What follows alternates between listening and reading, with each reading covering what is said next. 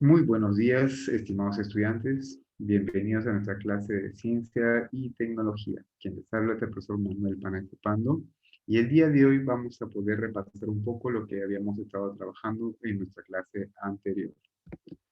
Habíamos estado hablando un poco sobre las variables independiente, la variable dependiente, ¿no? Y cómo reconocerlas dentro de algún fenómeno u experimento. ¿Sí? Para este caso habíamos estado hablando sobre un experimento, sobre un pequeño huevito que flota en el agua. Muchos de ustedes conmigo hemos estado conversando, ¿no? Y seguramente también con sus profesores, han estado conversando y a modo de lluvia de ideas han estado proponiendo diferentes variables, ¿no? Respondiendo como siempre a la pregunta, ¿qué aspectos o factores pueden estar produciendo este fenómeno?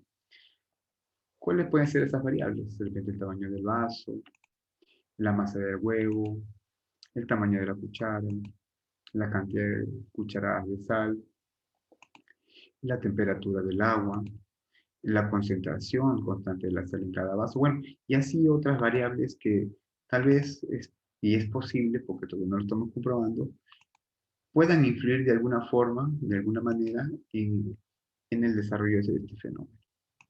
Así que seguíamos indagando, conversando con ustedes y llegamos a una de las primeras conclusiones. Es que muchas de estas variables se comportan como causas. Y a estas causas nosotros le vamos a denominar o se le denomina variable independiente. Esta variable independiente, ¿sí? Va a generar un efecto, va a generar una consecuencia.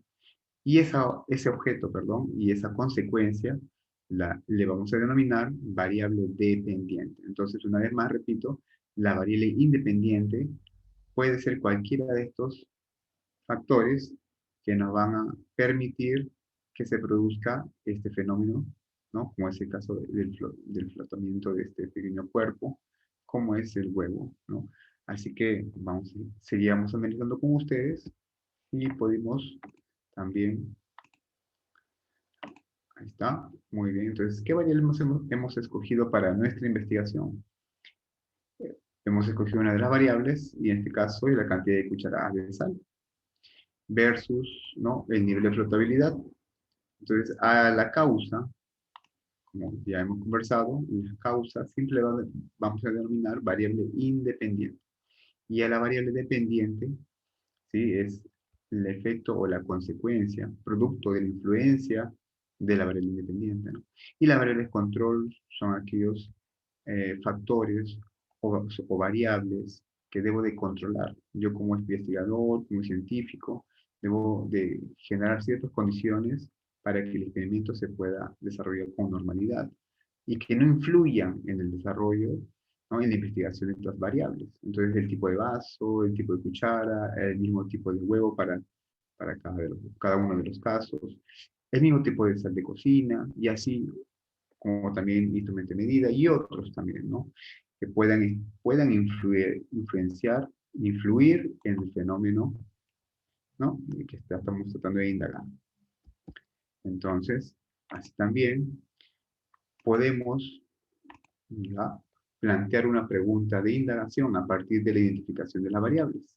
Para plantear nuestra pregunta de indagación es necesario poder involucrar a la variable independiente con la variable dependiente. Un ejemplo de ello es lo que estamos observando, ¿no?, en la pantalla, como es esta pregunta. Dice, ¿qué relación existe entre la cantidad de cucharadas de sal disueltas en el agua y el nivel de flotabilidad de un cuerpo? Entonces, para formular nuestra pregunta de indagación, hemos tenido que involucrar a las dos variables. La variable de la causa, ¿no? En este caso, una de ellas, la cantidad de cucharadas de sal, y el otro, el nivel de flotabilidad del cuerpo, que viene a ser la variable dependiente, ¿no?, o efecto o consecuencia. Muy bien, seguimos repasando. También habíamos estado proponiendo, conjuntamente con ustedes, que habría otras formas, otras maneras también de proponer preguntas de indagación, que también pueden ser de la siguiente manera. ¿De qué manera la cantidad de cucharadas de sal influye en el nivel de flotabilidad del cuerpo, en este caso el huevito? cómo afecta la cantidad de cucharadas de sal al nivel de flotabilidad ¿no? del cuerpo. ¿Cómo se relaciona la cantidad de cucharadas de sal con, ¿no? el nivel de flotabilidad? ¿En qué medida la cantidad de cucharadas de sal afecta al nivel de flotabilidad del cuerpo? Y asimismo también hasta qué punto la cantidad de cucharadas de sal pueden influir en la flotabilidad del cuerpo. Entonces se puede decir de, ¿no? De varias maneras y poder conjugar, ¿no? E involucrar a la variable causa y a la variable efecto, la variable independiente, ¿no? Y la variable dependiente. Podemos decir de diferentes formas, ¿no? Pero no cambia mucho el sentido porque siempre vamos a ver que hay una relación, repito, de causa-efecto. ¿Ok? Muy bien. Seguimos avanzando. Estamos recordando. Entonces, en esta clase anterior también estamos analizando la relación justamente de estas dos variables. La cantidad de cucharadas de sal versus el nivel de flotabilidad. Entonces pudimos observar que a la medida que iba aumentando la cantidad de cucharadas de sal, también iba aumentando el nivel de flotabilidad, ¿no? Entonces pudimos analizar que hay una relación. Uno aumenta y el otro también aumenta, ¿no?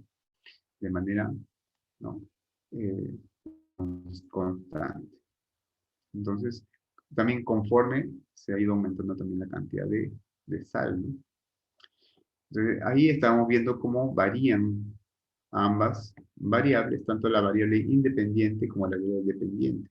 Y las variables de control, ¿dónde están las variables de control? Bueno, son aquellas variables que hemos tratado de mantener constantes, como por ejemplo, ¿no? El volumen, la cantidad de agua en el vaso, 250 mililitros, 250 mililitros y 250 mililitros para el tercer caso, ¿no? El mismo vaso, el mismo tipo de huevo, ¿no? Así que son variables de control, ¿no?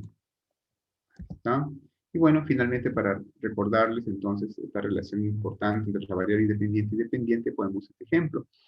Muchos otros fenómenos, por ejemplo, naturales, en este caso, para que pueda crecer una plantita, nosotros para poder estudiarlos es preciso conocer, identificar correctamente a estas variables. Entonces, cada vez que veamos una causa de un fenómeno, podríamos estar viendo a la variable independiente.